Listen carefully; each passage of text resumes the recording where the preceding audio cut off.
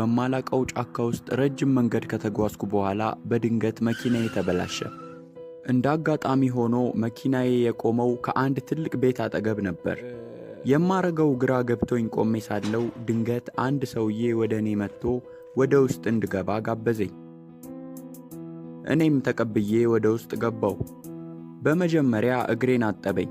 ከዚያም በጣም የሚጣፍጥ እራት አበላኝና በሚመች አልጋ ላይ አስተኛኝ።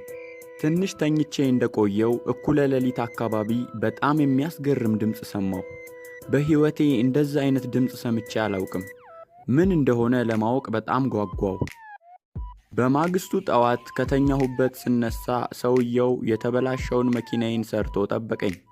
እኔ ግን ሌሊት የሰማሁት ድምፅ ምን እንደሆነ ለማወቅ ስለፈለኩ ቀረብ ብዬ ጠየቅኩት እና እንዲህ አለኝ። የእኔ ቤተሰብ ስላልሆንክ ልነግርህ አልችልም። እንዲነግረኝ ብለምነውም አይሆንም ስላለ አመስግኜ ጉዞዬን ቀጠልኩ። ነገር ግን ያ የሰማሁት ድምፅ የምን እንደሆነ እስከማውቅ ድረስ ውስጤ ሊረጋጋ አልቻለም። ከአንድ ሳምንት በኋላ ተመልሼ ወደዚያው ቤት አመራው። በሩ ላይ ስደርስ አንኳኳሁና ወደ ውስጥ ገባው። ሰውየውም ተቀብሎኝ የተለመደውን መስተንግዶ አድርጎ እንድተኛ ነገረኝ። እኩለ ሌሊት ሆነ። ወዲያውም ያንን አስገራሚ ድምፅ መስማት ጀመርኩ። ከቀድሞ በበለጠ የማወቅ ፍላጎቴ ጨመረ። ወጥቼ ለማየት ፈለግኩ፣ ነገር ግን ፈራሁና ተውኩት። ጠዋት ስነሳ ሰውየውን ጠጋ ብዬ ሌሊት የሰማሁት ድምፅ የምን እንደሆነ ጠየቅኩት።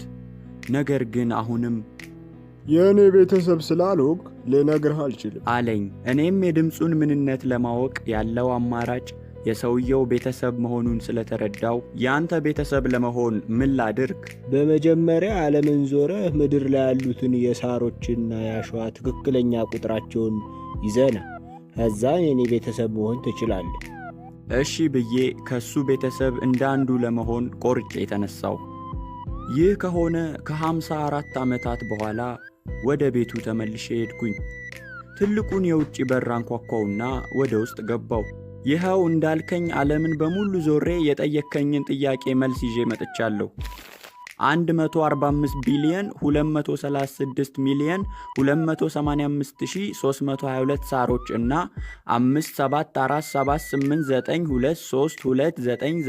5747892329999129 ያክል አሸዋ በምድር ላይ አለ አልኩት። እሱም መልሶ እንኳን ደስ አለህ የእኔ ቤተሰብ ሆነሃል አለኝ። ደስታዬ ከመጠን በላይ ሆነ። ከዚያም ወደ አንድ ትልቅ በር ወሰደኝና ድምፁን የምታገኘው ከዚህ በር ጀርባ ነው አለኝ። እሱንም ከፍቼ ወደ ውስጥ ገባው። ነገር ግን አሁንም ሌላ ትልቅ በር አጋጠመኝ። እሱንም ከፍቼ ወደ ውስጥ ገባው። አሁንም ሌላ ትልቅ በር አለ። አሁንም እሱን ከፍቼ ገባው። ይሄ የመጨረሻው በር ነው፣ ደርሰሃል አለኝ ሰውየው።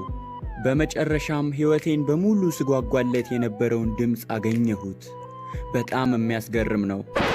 ነገር ግን ያው ምን እንደሆነ ልነግራችሁ አልችልም፣ ምክንያቱም ያው እናንተ የሰውየው ቤተሰብ አይደላችሁም።